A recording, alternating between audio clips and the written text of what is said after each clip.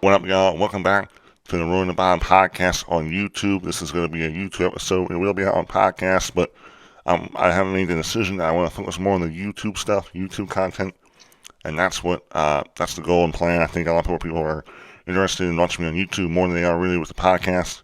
So I want to focus on more just posting content on my YouTube channel, shorts. I'll post stories and different stuff on there. Also Instagram. Stay tuned. Check out my Instagram at Ruin the Bottom. Also, if you want to check me out at Zach_Moyer6, I'm on Twitter too. So I'm just gonna focus more on the YouTube stuff. But yes, I also post all of my YouTube content on all my podcast platforms. So yeah, lots of news. I said I wasn't gonna probably make an episode, but here we are. We're back, and I'm excited to get into it. Don't forget, get yourself some King Hawaiian rolls, the best bread in the world. Not sponsored though, but I love them, so I'm promoting the crap out of them. So let's get into it. Thad Moffit, grandson Richard Petty, will run a full truck season for a new team, Faction 46 in 2024. Team is owned by Venture Food Stores owner Lane Moore. They will have alliance with Nice Motorsports. Doug George will be the crew chief. It'll be the No 46 Chevrolet. This is a new team, Faction 46, new truck team in Faction Truck Series. Thad Moffit, the grandson of Richard Petty, is going to have related to Richard Petty. I don't know much about Thad Moffit. It's a 75 years of the Petty name, and Thad Moffit will be running the Faction 46 truck. Big deal. Happy for him. I mean, if we look at Thad Moffat's stats, if we look at his truck stats, he only has 1 year of trucks, which was 2 years ago, 2022. He has out of 4 races, he has zero wins, zero top fives, zero tens, zero poles, um, zero laps led. His average finish was 27.5, so nothing really to show for there. But if we look at the ARCA stats, out of 6 years, 45 races, he has zero wins, nine top fives, 26 top tens, zero poles, 13 laps led. His average finish is 11.3, so a little bit better there. Still doesn't have any wins, so yeah, I don't really know much about Thad Moffit, but I never, he's the grandson of Richard Petty, so he's definitely when raised up in that name and knowing all the history there. So yeah, really cool. Hopefully, I think he'll have a great opportunity with Faction 46. It's going to have, I think, a lot of support, especially with Nice. Nice is a big time truck, so all good stuff. Congrats to Thad Moffit. Next topic, Hunt Brothers Pizza is shifting their sponsorship from Stewart-Haas Racing to Team Penske. The company will serve as Joey Logano's primary sponsor in a select number of races and as an associate sponsor for Ryan Blaney for the entire 2024 season. While this is big for Team Penske, big for Joey Logano getting our sponsor there, it's cool that they also get a little associate sponsor, a little support to Ryan Blaney. Definitely a big loss when it comes to just Stewart-Haas. They've been losing so much sponsorship from Busch. They also lost Smithfield, and they're going to lose Hunt Brothers. Definitely hurts them when it comes just to sponsors all leaving, because their one driver that had a lot of these sponsors was Kevin Harvick, Busch Beer and Hunt Brothers. So it really stinks that they're going to be leaving, but big deal for Team Penske. And they had a little cool, commercial ad they did there where it was like they were teasing it the whole time. And a lot of people believed it because I think there was some leaked stuff that was posting about all these drivers that upcoming sponsors. And I guess Joey Logano's Hunt Brothers sponsor was leaked. But yeah, big deal for Team Penske, and I'm looking forward to seeing that Hunt Brothers Pizza on the 22 car. Next topic, Ally has just dropped their new scheme. I have to say, I'm gonna be honest, it's cool. It's a cool scheme, but I'm just so used to this colorful combinations that Ally kind of throws at you that it doesn't really amaze me as much. I'm gonna give it a 5.0 flat. It's cool, but it's nothing I don't know. I'm so used to it that it doesn't. It's nothing new. I feel like Ally has some of the coolest paint schemes. They really have invested a lot of money into the NASCAR, and they have sponsored races and stuff. So it's really cool to see them really show their support and really come out with new looking paint schemes. It's cool. It's colorful. It's just nothing. I don't know. I'm just so used to the bright colors that Ally gives that it doesn't amaze me as much, I guess. But good for excited to see this car on track. It's gonna be cool to see on track though. But just I'm so used to it. The bright colors are just so used. That's kind of how Ally is, a very colorful scheme.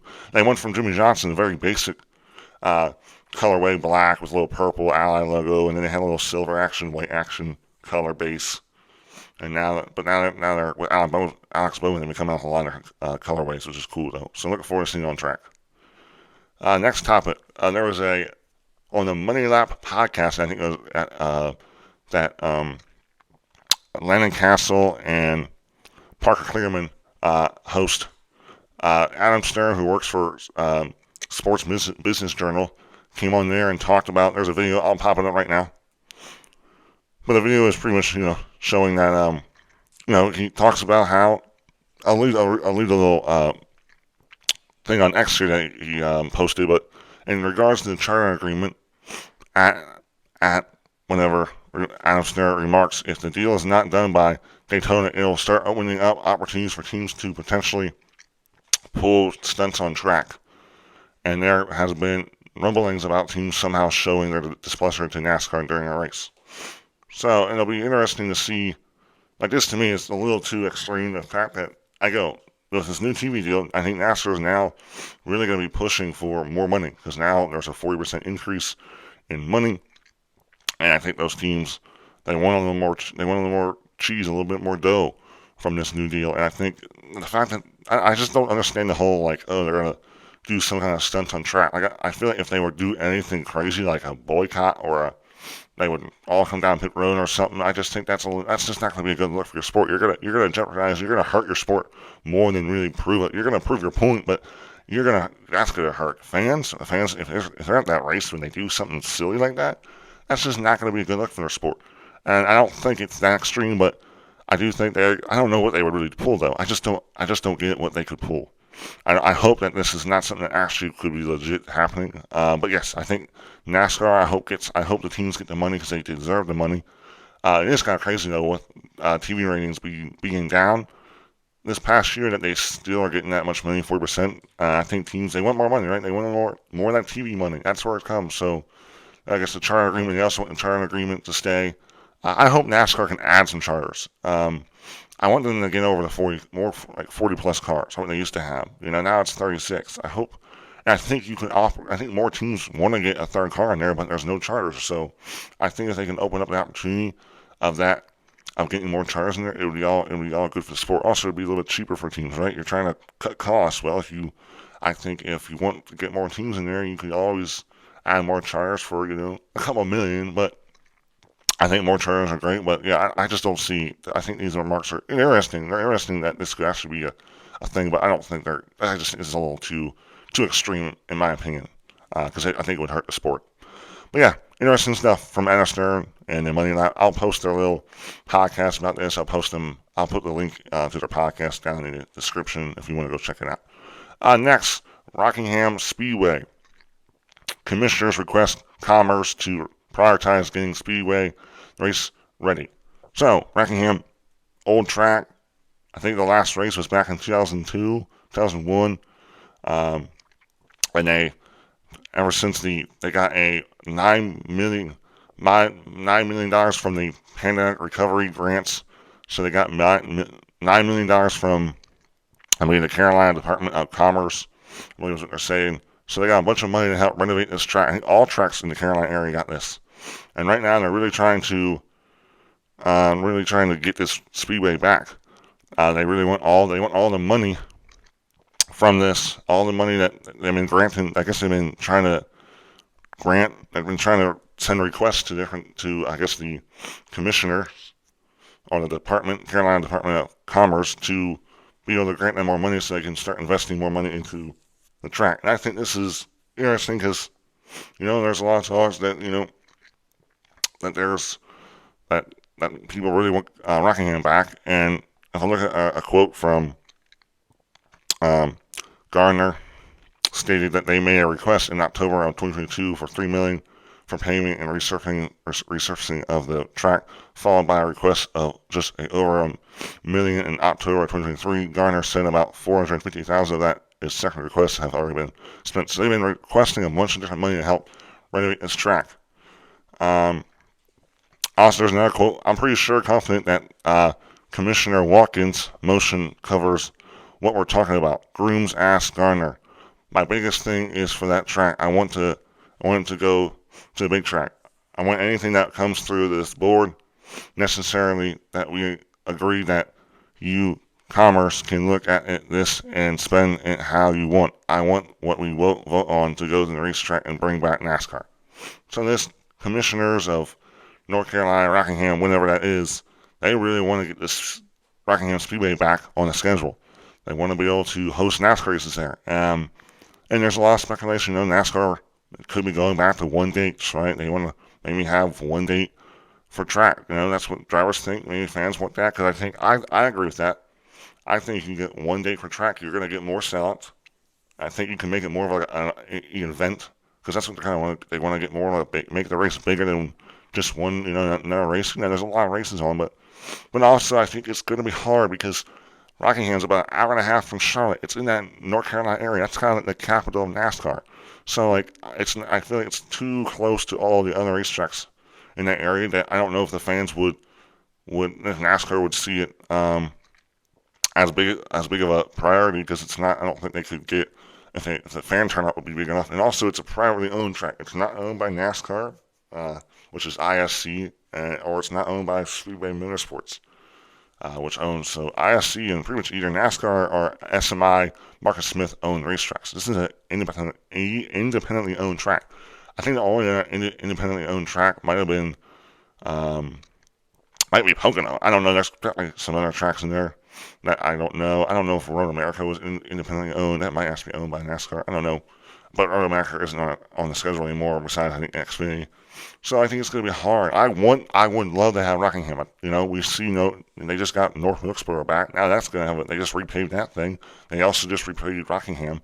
I think if they could get Rockingham on the schedule, it'd be huge for that little area. I think it'd be great for the town.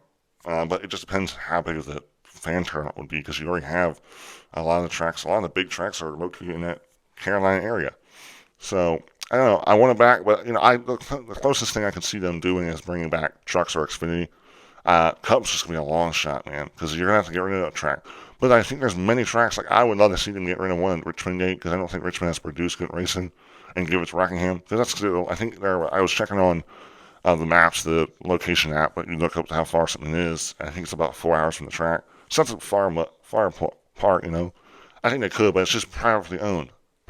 So those are always hard, because, but I think they want to do a good job. They want to get that track back. I just don't know if NASCAR really sees that in there, if they really want to do that, because they don't have control. It's a privately owned track. Yeah, disappointing, but hopefully they could figure something out to get racing back there in Rockingham. Next topic. This is a NASCAR show, but I did want to throw in Kyle Larson and Brad Sweet. Kyle Larson, NASCAR driver, also a really, really good sprint car driver, and Brad Sweet, who used to go with, he had a shot in NASCAR, didn't really succeed, but now is a really, really good sprint car driver. They just formed this high limits racing series. Last year was their first season, and they've been really successful. Well, now they have goals of trying to start a charter system. I'll read this from Adam Stern. High Limits Racing is creating a charter system that aims to be fully functioning by 2026, seeking a model to bring long-term value to its team owners. Starting in 2026, 10 full-time teams to get 50% of the series streaming revenue with Flow Motorsports. So they're really trying to make, what NASCAR is, charter system. They're trying to give teams more value than just like the race teams, parts and pieces, right? And the earnings. I think this is really cool. I mean, what Highland Racing is doing, the purses, the prize money is a lot bigger. I don't know if they're really trying to compete. I think they are trying to compete with World Outlaws, but they're not trying to take over. I don't think they have some grudge against World Outlaws, but I think they want to level up sprint car racing. They want to make it bigger. They want the purses to make it bigger. I think this is cool. I think they got Rico Scott, who's a really good sprint car driver. He's going full time there. I think Brad Sweet, Casey Kane's racing team. I think a lot of these top teams are starting to just go full-time high limit racing because there's a championship and there's also a bunch of money. The prize money is huge. So it would be cool. I think, I guess there's, starting 26, there'll be 10 full-time teams gaining 50% of the series streaming revenue. So also that money, that TV money, that streaming money from the Flow Motorsports, teams will get money from that. I mean, high limit racing is forming a great situation for their teams to be successful, make a lot of money. Their drivers to be successful, team owners to make successful, make sprint car racing a very profitable thing and business to do. But yeah, really, really cool, exciting. Yeah, looking forward to seeing what that looks like in the future. Last topic. Honda is weighing their IndyCar existence after 2026 unless costs are reduced. Now, Honda, this is a NASCAR show, but I want to throw in this Honda news from IndyCar because it does have some NASCAR stuff related to it. So Honda may leave the sport because the cost for their engine unit is too expensive. I'll read this article that America's Honda Motorsports manager Chuck Seifsky told Racer. If we were to choose to not renew, that would be the reason. Why? It's easy to see. We don't have a third manufacturer. There's a reason for that. It has to do with the cost. If the return on investment matched up with the investment, we have a number of other manufacturers involved. So really just saying that the sport is just too expensive. That's why none manufacturers are coming. Yeah, you do think about it. I mean, there's only two manufacturers. It's Chevy and Honda. I don't know what it is, but I think McLaren has a little bit. I guess McLaren's in there too. I guess, but they're still Chevrolet, so I don't know if it's just like McLaren sponsorship, but it's Chevrolet, so I don't know. That's the one weird thing there. But yeah, I guess one of the things is because they want to go to IndyCar's trying to get this hybrid engine unit out, but they just keep delaying it. They don't have parts and pieces. They don't have everything figured out, and it's definitely laying a lot of frustration on teams. Fans are mad. I'm not sure if fans are just mad because they don't want hybrid. There's supposed to be a test before the season, but right now it looks like it'll be after the 108th Indianapolis 500. So definitely not. Right now, I feel like IndyCar's just been dysfunctional. I don't think their business model doesn't seem good. They're not doing a good job of advertising their drivers. Just nothing has seemed to go well for IndyCar. A lot of changes I think Roger Penske has made has not been great. But I do want to get into what when it comes to maybe NASCAR coming into the sport. I'll read what Chuck Seifsky had to say. We're looking for a wholesale change to the engine regulations so we can eliminate $5 to $10 million of annual technical costs. Seifsky said, because if we don't, then it's too much money, and we will go do something else. That something else could be NASCAR or a further investment in Formula One efforts or something that isn't motorsports. I mean, the fact that he just sent Honda to NASCAR, this could be huge. The fact that we could get a fourth manufacturer, more money, more cheese, more money to the sport, grows the sport. I think NASCAR's on the up and up. We got a bigger TV deal, 4% increase in revenue. I think hopefully with this new charter agreement, hopefully the teams get the money that they want so then they can start, maybe they have a little more room to add horsepower. I just think more manufacturer. And Honda, I never thought, the whole thing was, this NASCAR thing was if they lower the costs, they lower the horsepower, manufacturers will come in, more manufacturers will come in, and that hasn't really been the case. But maybe it is the case. But also, if they're complaining about the engine cost to IndyCar, I would have thought maybe they do want to come to NASCAR because maybe it is a little more cheaper. Maybe NASCAR is right all along. Maybe they do have to keep the horsepower lower. Maybe NASCAR will prove all our fans wrong by saying that they were right by lowering the horsepower is the right thing to do. I mean, Honda would be awesome because also they could also maybe bring in more opportunities to bring in more charters, get over 40 cars. Because right now it's at 36 charters, and the price is so expensive. I think if Honda would come in, I think it would open up a chance for more charters to come in. Maybe NASCAR has a certain price, so it's 10, 15 million less than that. Then you gotta pay for a charter, and I think that can open up more teams coming in the sport from either the teams we have now, but also Honda could bring in some new teams. I think a Honda could come in. That would be huge. But personally, I don't think they're going to make that change. I think most likely, I think it's more likely that Honda will stay in IndyCar. But yeah, really cool, interesting news. I'm excited to see, Honda, man. If Honda can come in and be awesome, big sport. I want that to happen, but only time will tell. That's a wrap for our episode, guys. Hope you guys enjoyed. Please like and subscribe. Leave a comment. Tell me what you thought. I look forward to continuing to build on the podcast. Stay tuned. I'll have this full episode out, and then I'll have little parts and shorts of the parts of the episode out individually. But yeah, I'm going to continue to post on YouTube content. This episode will be out on YouTube first, and then I think I'll post it out on all my podcast platforms. But I'm looking forward to seeing you guys in the next one. See you.